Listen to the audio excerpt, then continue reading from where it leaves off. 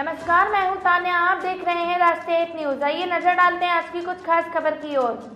हिसार के राजस्थान बॉर्डर के पार लगते क्षेत्र के करणी सेना के अध्यक्ष सुखदेव सिंह गोगामेड़ी का आज अंतिम संस्कार किया, जिसमें हजारों लोगों ने भाग लिया। इस दौरान लोगों की आंखें नम हो गई। स्थानीय लोगों ने नारे लगाए कि सुखदेव के हत्यारों को गिरफ्तार करो, नहीं तो हम बदला लेंगे।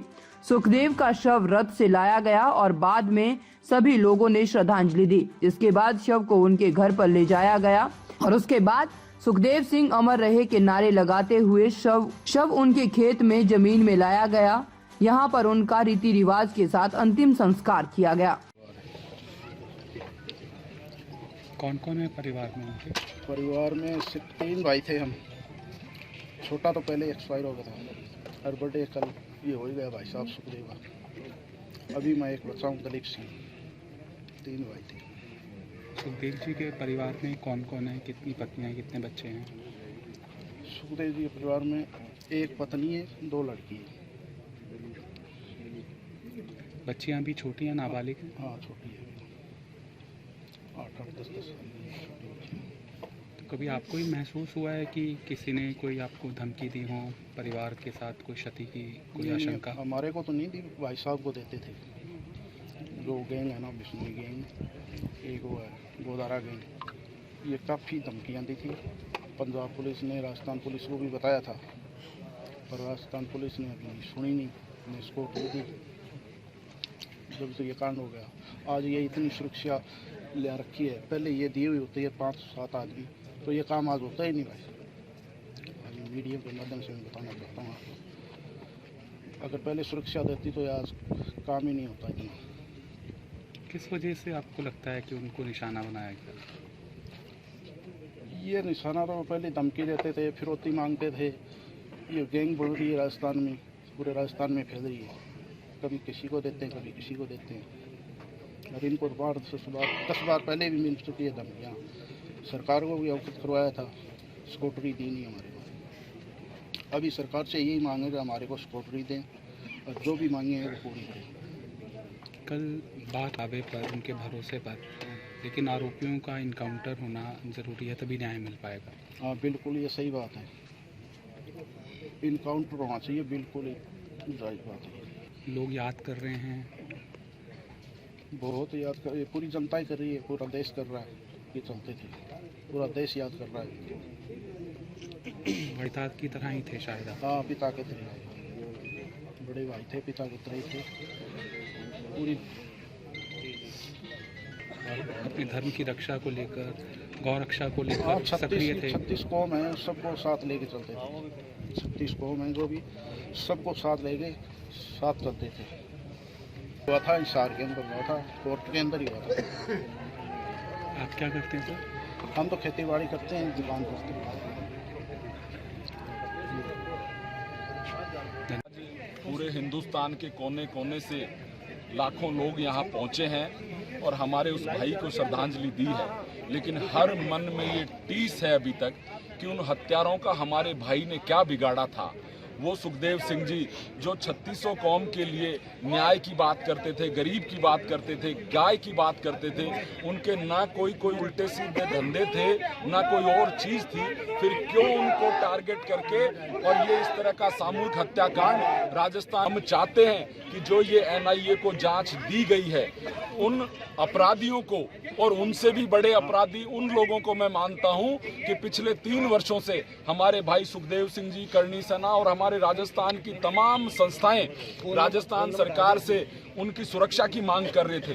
यहाँ तक कि पंजाब पुलिस ने भी उनको इनपुट दिया कि उनकी जान को खतरा है, उसके बावजूद उनको सुरक्षा नहीं दी गई। तो उन हत्यारों से बड़े हत्या करने वाले हत्यारे वो लोग हैं जो सरकार में बैठे हैं, प्रशासन में बैठे हैं, पुलिस में बैठे हैं। उन लोगों के खिलाफ भी कार्रवाई होनी चाहिए। कोई जो न्याय की मांग है या कोई जो आस है वो अधूरी रह सकती है? देखिए, राजस्थान में NIA को दिया गया शायद ये पहला मामला है। हम संतुष्ट हैं NIA से, फिर भी यदि हमें न्याय नहीं मिला, कहीं चूक हुई, तो हमारा आंदोलन उसके बाद में भी जारी रहेगा। दुखद माहौल है और जिस तरीके से सुखदेव जी की हत्या की गई पूरे समाज के लिए एक बहुत बड़ी क्षति है। अब समाज की एक ही मांग है कि जल्द से जल्द हत्यारों को कड़ी से कड़ी सजा हो और जो इसके पीछे षड्यंत्रकारी हैं उनका भी नाम उजागर करके उनको भी सख्त से सख्त सजा दी जाए। तो क्या इससे पहले आगाह नहीं किया गया था सरकार को या प्रशासन को वहाँ भाई इस तरह की कोई घटना हो सकती है? देखिए, बिल्कुल कई बार आगाह किया गया था और पुलिस प्रशासन जो पंजाब पुलिस है उसने आगाह किया था। ऐसा नहीं है कि कोई खुद ही बार बार जाकर प्रार्थना पत्र दे रहे थे कि सुरक्षा बढ़ाई जाए। एक राज्य की पुलिस दूसरे राज्य की पुलिस को इंट्रोगेशन करके कुछ गुंडे बदमाशों का ये बता रही है कि भाई इस व्यक्ति की जान को खतरा है, उस पर भी कोई कार्रवाई राजस्थान पुलिस के द्वारा नहीं करना, ये दिखाता है कि ये कोई बड़ा षड्यंत्र था। और हम जो भी जांच एजेंसी इसकी जांच करेगी उससे ये प्रार्थना करेंगे कि वो इस षड्यंत्र को भी उजागर करे कि क्या कारण रहा कि उचित समय पर उचित सुरक्षा उनको और उनके परिवार को नहीं दी गई। तो अभी आप लोगों की तरफ से या कितना अभी सरकार को समय दिया गया है जल्द से जल्द हत्यारों को गिरफ्तार कर लिया जाए, उसके बाद क्या स्टेप रहेगा? देखिए, 2 दिन से हम लोग जयपुर में धरना प्रदर्शन कर रहे थे और कल सरकार के जो प्रशासन के जो नुमाइंदे थे उनके आश्वासन के बाद हम लोग वहाँ से उठे। उसके बाद 72 घंटे का उनको टाइम दिया गया कि आप हत्यारों को जल्द से जल्द सबक सिखाइए और जो मुआवजे की भी जो राशि है उसका भी उन्होंने अभी कोई सरकार ने डिस्क्लोज़ नहीं किया कि वो कितनी रकम है या क्या है। तो हमारी ये भी डिमांड है कि परिवार को जो एक आर्थिक सहायता है 11 करोड़ की वो भी प्रदान की जाए और एक नौकरी भी दी जाए सरकारी क्लास 1 की। समाज ने भी अपनी ओर से 1 करोड़ 30 लाख 35 लाख कल तक एकत्रित किए थे आर्थिक सहायता के लिए और मुझे विश्वास है कि समाज और भी परिवार की सहायता के लिए आगे आएगा। तो हमारी यही डिमांड है कि हत्यारों को जल्द से जल्द सबक सिखाया जाए। अगर फिलहाल जयपुर की बात की जाए वहाँ अभी किस तरह का माहौल है? बंद है 2 दिन से लगातार? देखिए, जयपुर कल पूर्ण रूप से बंद था और जयपुर के चाहे कोई व्यापारी वर्ग हो या कोई भी वर्ग हो सभी ने बहुत सहयोग करके, कोई किसी ने उनके साथ ज़बरदस्ती नहीं की, उन्होंने खुद सहयोग किया और पूर्ण रूप से पूरा जयपुर बंद था। और ये आगे भी आपको देखने को मिल सकता है और सिर्फ जयपुर नहीं पूरे देश में आपको पूर्ण बंद देखने को मिल सकता है अगर सरकार ने इस पर जल्द से जल्द उचित कार्रवाई नहीं की।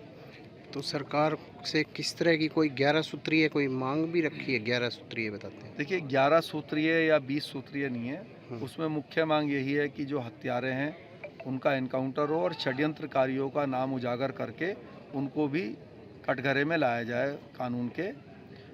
परिवार की आर्थिक और नौकरी के रूप में सहायता की जाए सरकार के द्वारा। सुरक्षा के लिए बंदोबस्त किए जाएं परिवार के, पुलिस सुरक्षा भी दी जाए और हथियार जो लाइसेंस के लिए अप्लाई किया है उसको भी माना जाए और जो जांच एजेंसी है वो NIA से कराई जाए।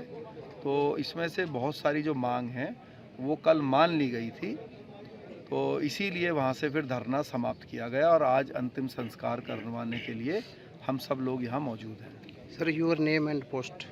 मैं शेर सिंह राणा, राष्ट्रवादी जनलोक पार्टी का राष्ट्रीय संयोजक।